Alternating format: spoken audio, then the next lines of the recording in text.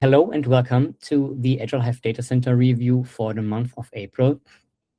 Yeah, we're glad you made it. As you already saw when you entered this the meet, this meet is being meet or review is being recorded. We are going to upload it afterwards on YouTube.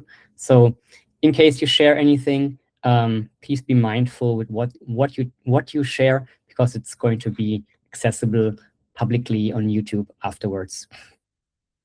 All right. Yeah, the next review will take place in a month from now, at the 5th of May. That's the first Tuesday of the month at 15 o'clock Central European Time, as usual.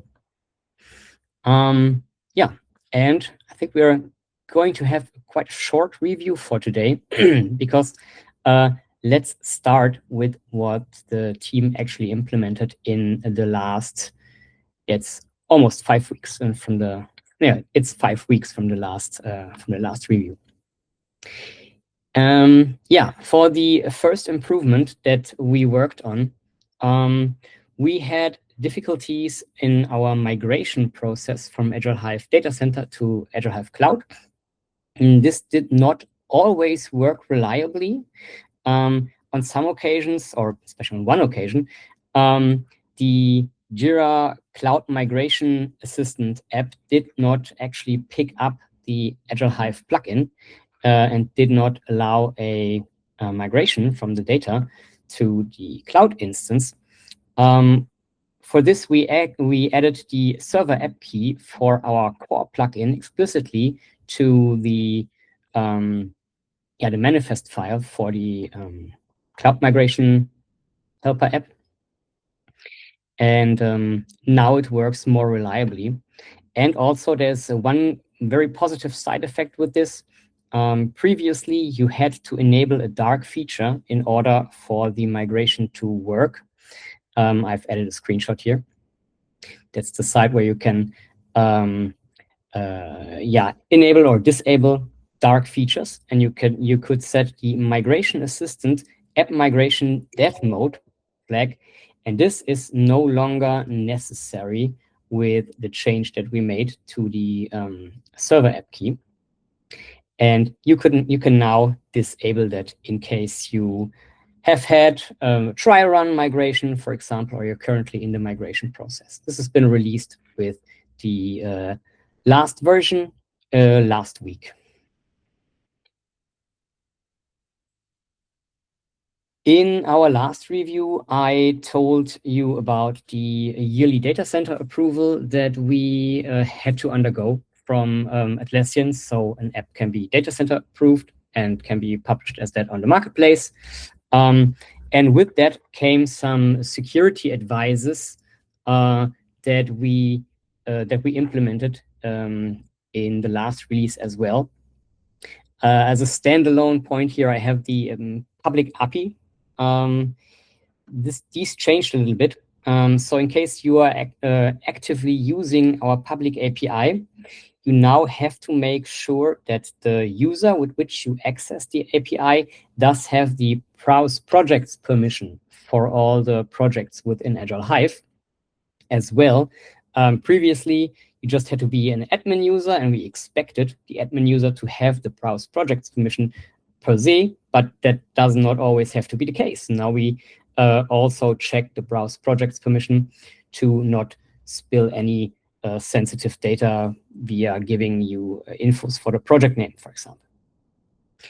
And also some other points, but I have given them their own entry in this table here. The first is we optimized Agile Hive for multi-node data center environments, because we noticed that the event calculation that we use to calculate our properties and the burn-up charts, for example, that these could trigger on each node individually, and thus calculating the same data multiple times, which is not really necessary. And now we implemented another mechanism to actually prevent that than the one we used before.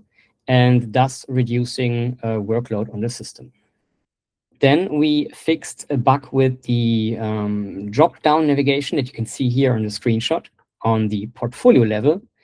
Only on a portfolio level, this flyout did not work after, the last version, apparently. We think that something in the underlying Atlassian ecosystem has changed. They changed a library or something like that, so that one of the conditions wasn't met anymore. And we fixed that bug in the last version 4.10.1 as well. So in case if you have noticed it, it's fixed now. In case you haven't, good for you. Good for you. All right, and the last advisory or optimization from the data center approval, but also from a recent bug fix, we optimized the calculation of our burnup chart. Again, as I mentioned before, could be that the events were calculated multiple times, depending on how many nodes you had, which influenced the performance. But we also reduced the amount of database calls that were being made to calculate the values. So we made this more performant. So this should work faster now. Yeah, as I said, this actually concludes the what we have done in the last 5 weeks part. Are there any questions from your part regarding this? If not, I have another announcement here on the page. With the upcoming version for Agile Hive, the version 4.11.0, we are no longer releasing a dedicated Jira 9 version.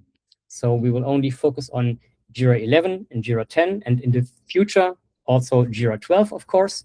But Jira 9 won't receive any updates for Agile Hive anymore. This is due to Atlassian has already ended its support for Jira 9 last year. And we saw that there are still some instances where Jira 9 version is installed, but we highly encourage you to move on to a Jira 10 or Jira 11 system in case you want to receive any updates for Agile Hive in the future. As I said, a very short review for today. Hopefully next review will have a little bit more content again. But yeah, if there are no questions from your side, again, I can say thank you for your time, and I hope to see you again in next month.